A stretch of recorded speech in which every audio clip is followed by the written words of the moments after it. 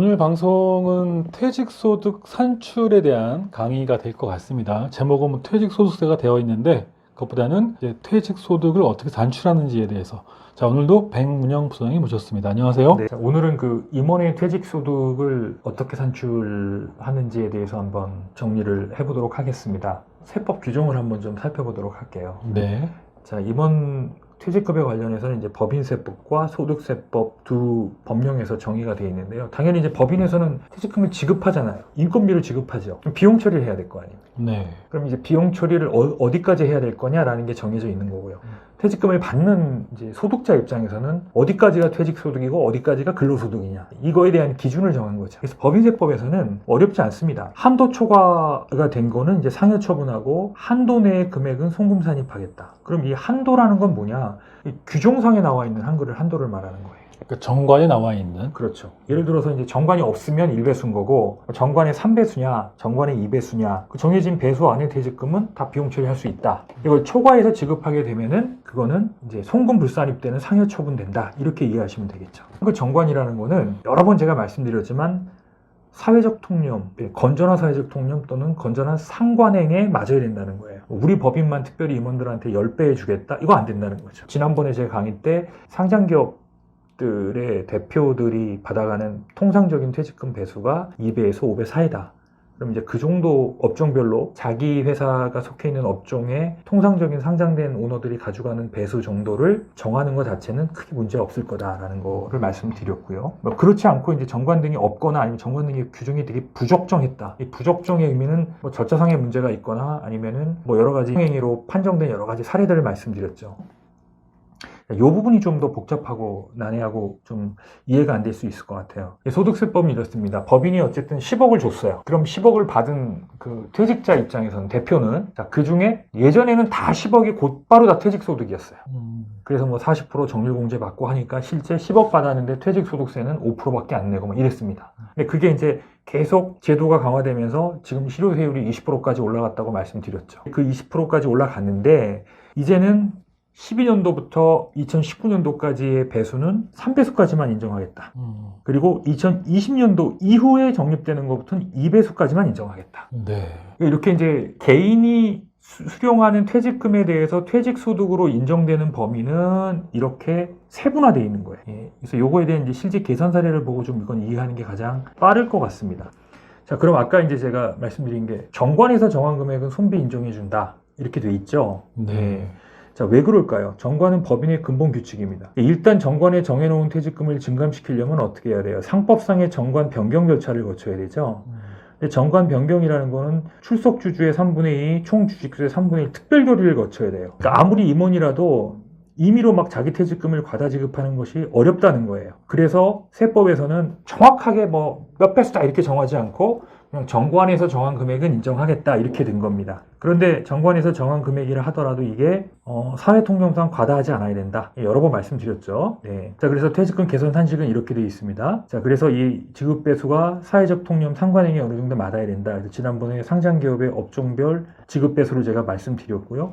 자, 근속연수일 때 좀 고려해야 될 거는 무보수를 받은 기간은 넣을 거냐 뺄 거냐. 그 급여가 없었어요. 근데 이게 무보수 기간이 회사가 정말 경영상 어려워서 보수를 못 받아갔으면 괜찮은데 예를 들어서 내가 다른 사업체가 있어서 세금 때문에 여기서 급여를 덜 받아갔다든가 안 받아갔다든가 아니면은 뭐 예를 들어서 내가 이중 겸직을 못하게 돼 있기 때문에 여기서 보수를 받을 수 없다든가 뭔가 실질 근무는 했지만 경영상 인정이 되는 사유라고 한다면 그거는 포함시켜야겠죠. 그러니까 어려운 경우에 보수를 받지 못하는 경우는 인정이 된다. 뭐 어려운 경우라기보다는 여타 여건상 근데 이게 이제 조세 회피 목적으로 급여를 안 받아간 경우라면 이게 상대가 이게 입증해야 될 게 국세청이기 때문에 그럴 경우에는 좀 이 무보수에 대한 기준을 엄격히 보겠죠. 공무원들이. 예. 중요한 건 이제 실질 근무 여부라는 거예요.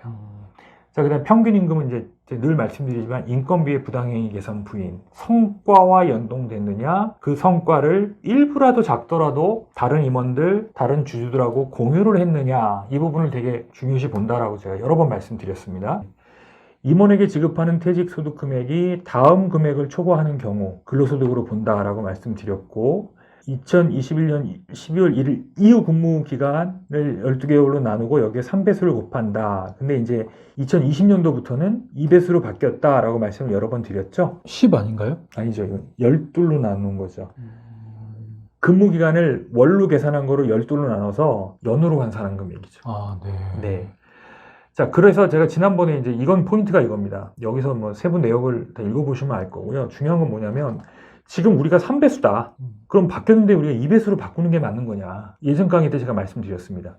그럼 1배수만큼이 더 근로소득이 더 쌓이는 거잖아요. 네. 세금이 올라가겠죠. 예. 그럼 근로소득이 더 늘어남으로 인해서 늘어나는 세부담 이거와 실제 퇴직금 지급으로 인해서 이 퇴직금의 재무적 활용 그때 좋은 투자처가 있거나 그 퇴직금을 더 자산을 증식할 수 있는 계기가 있다면 소득세보다 그게 훨씬 더 실익이 있다면 방법을 써야 되죠. 네. 두 번째는 이제 주식 이동을 할 때 주가를 떨어뜨리는데 더 주가를 떨어뜨려서 그거에 대한 실익이 더 크다면 3배수를 그냥 유지해 가는 것도 더 좋은 방법일 수 있다고 제가 여러 번 말씀드렸습니다. 네. 그렇죠? 네, 그렇게 이해하시면 될 거고요. 실제 계산 사례를 한번 볼까요? 자, 이 회사의 정관상의 규정에는 11년도 이전에는 5배수를 적용하게 돼 있고요. 그 다음에 12년도 이후에는 3배수를 적용하게 되어 있습니다. 그럼 개정된 이후로 2배수로 바꾸질 않았어요. 예. 자, 그럼 이제 이 회사의 데이터를 한번 보시자고요. 여기 보시면은 이제 실제 퇴사일이 2036년도 앞으로 뭐 좀 남았습니다. 네. 예. 각 해당별로 다 근속연수를 좀 세분화해야 되겠죠. 그 다음에 12년도부터 19년도까지 근속연수 계산이 이루어져야 돼요. 왜? 요때는 한도 적용되는 게 몇 배였어요? 3배수. 3배수였잖아요. 그쵸? 맞습니다. 예. 그 다음에 2020년도부터 2036년도까지 근속기간이 따로 계산이 돼야 되고요. 네. 그 다음에 입사 연도부터 19년도까지도 따로 또 계산이 돼야 돼요. 그 그렇죠. 이유는 또 뒤에서 말씀드릴 겁니다. 급여 현황도 11년도 1년간 급여 현황이 필요하고요. 그 다음에 17년도부터 19년도의 데이터가 필요하고요. 왜? 이때 기간까지는 3배수 적용이 됐던 기간이기 때문에요. 그 다음에 퇴직 직전 3년이니까 36, 35, 34, 3개년치. 이건 이제 예상치가 되겠죠. 필요하겠죠. 이 데이터가 있어야만 이제 퇴직금을 계산할 수 있는 겁니다. 세무 대리인들이 굉장히 싫어할 것 같습니다. 아, 예, 그럴 수 있겠죠. 자, 그래서 일단은 정관상의 퇴직 소득을 먼저 정하는 게 제일 중요하죠. 정관상에 지급하기로 돼 있는 이 금액 중에서 얼마가 나중에 실제 퇴직자의 퇴직 소득이고 근로소득이냐 이렇게 계산하는 거죠. 그래서 11년도 이전에는 5배수였습니다. 그래서 퇴직소득은 한 5억 5천 정도가 된 거고요. 자, 12년도 이후는 3배수라고 그랬죠? 네. 예, 3배수라고 직전 3년간 총 연평균 금액에 10%를 곱하고 근소 곱하고 3배수라고 했습니다. 그래서 계산하니까 18억 7,500입니다. 합산하니까 얼마죠? 정관상의 퇴직소득은 24억. 24억 정도가 되는 겁니다. 그럼 이 중에서 전액 퇴직소득으로 인정되는 금액은 얼마냐? 무슨 얘기냐면 2011년도 이전 퇴직소득에 대해서는 전액 다 인정된 거예요. 한도 적용이 없었어요, 그때는. 네. 그래서 이 정하는 방식이 두 가지가 있습니다. 하나가 뭐냐면 실제 입사일로부터 2011년도 이전 근무기간을 전체 근무기간으로 나눈 기간에 따라서 안분한 금액으로 계산한 금액하고 자, 그 다음에 11년도에 실제 퇴직을 했다면 가져갈 금액 이렇게 두 가지 중에서 큰 금액을 전액 인정하게 됩니다. 네. 원래는 요 퇴직을 가정했을 때의 퇴직 소득만 있었어요. 근데 이게 불합리하다라는 거죠. 왜냐하면 이제 그 이후로 급여가 많이 상승이 됐는데 그때 급여를 적게 받아간 기업들이거나 근속이 짧은 기업주는 그때 규정이 있었던 걸로 불이익을 받게 되는 거잖아요. 네. 예, 그래서 개정이 중간에 바뀌었어요. 그래서 둘 중에 큰 거를 적용해라. 큰 거를. 그러니까 이제 가가 큰 금액이 있고 나가 큰 기업이 있겠죠. 네. 나가 큰 기업은 어떤 큰 기업이 있을까요? 11년도 이전에 근속이 오래됐거나 11년도 직전 1년도 급여가 높았거나 그런 기업은 나가 유리하겠죠. 네.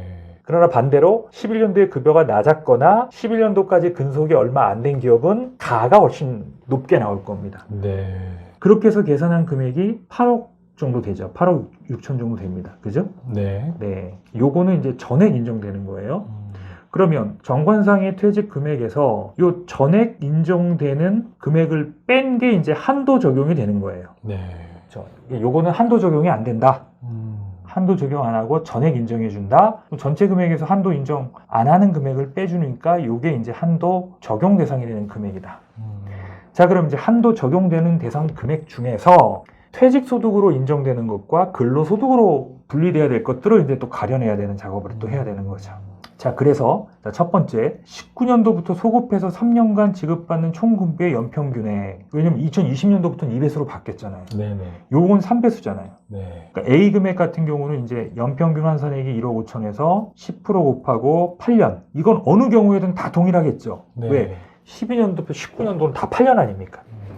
요거 3배수 적용되는 거고요. 그죠? 요렇게 해서 계산한 퇴직소득 금액이 얼마? 3억 6천이에요. 자, 그 다음에 이제 퇴직일로부터, 이건 지금 2036년도에 퇴직한다고 가정을 한 거니까, 퇴직일로부터 소급해서 3년 동안 지급받는 총 연평균, 총급의 연평균액 곱하기 10% 곱하기 근속 열수를 연으로 나눠준 거 곱하기 2배수, 이렇게 한 거죠. 그 금액이 얼마예요? 요 10억. 밑에 나온, 10억이니까 한도 적용되는 금액이 얼마예요? 14억 5,500 정도가 되겠죠. 그럼 한도 적용되는 대상이 되는 금액이 15억인데 그 중에 14억 5천이 한도 적용이 되니까 나머지 뺀 금액 얼마예요? 1억 6천은 1억 600만 원은 뭐다? 근로소득이 되는 거죠. 복잡합니다. 예. 그러면 여기서 자, 내가 지금 2배수로 바꾸지 않으면 결국 요거 1억 정도 근로소득 더 받아가는 거잖아요. 그럼 여기에 따른 내가 소득세가 뭐 30% 40% 나온다 쳐도 이렇게 3배수를 유지하는 게 훨씬 유리할 수도 있겠죠. 네. 근데 반면에 이걸 내가 2배수로 줄여버린다. 그럼 뭐가 줄겠어요? 이 정관상 퇴직금 자체가 줄어버려요. 그러니까 근로소득세를 뭐 30%라고 칠까요? 한 3천만 원 들내자고 내가 이걸 2배수로 줄여버리면 퇴직금 총량 자체가 줄어버린다는 거죠.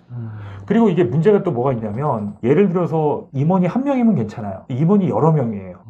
아니 근데 이런 일이 있을 수 있을까요? 근로소득이 더 늘어나. 내가 퇴직금 10억인데 지금은 퇴직소득 8억에 근로소득 2억이야. 그런데 제도가 바뀌어가지고 이게 7억, 이게 3억이 된대.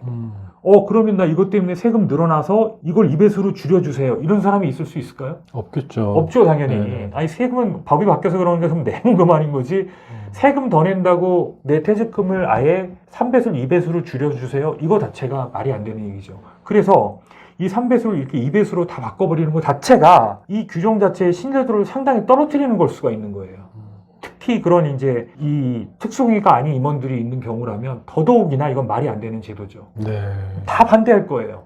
대주주만 동의할 수 있겠죠.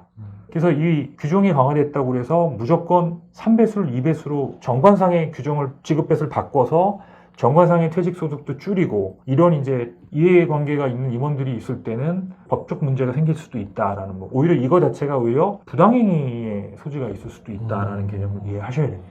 그래서 3배수에 대한 규정을 계속 유지해라. 그렇죠. 라는 말씀이시군요. 네, 그렇습니다. 네, 그 부분만 유념하시면 될 것 같습니다. 네, 계산사례는 여기서 마무리 지겠습니다. 지금까지 계산 사례에 대한 부분을 말씀해 주셨는데 제가 생각하는 거는 굉장히 복잡하고요. 중요한 거는 우리 백문영 부소장 같은 분을 모셔서 컨설팅을 받으시는 게 중요하지 않나라는 생각이 듭니다. 오늘 강의 백문영 부소장님 감사드립니다. 네, 감사합니다. 네, 고맙습니다. 네.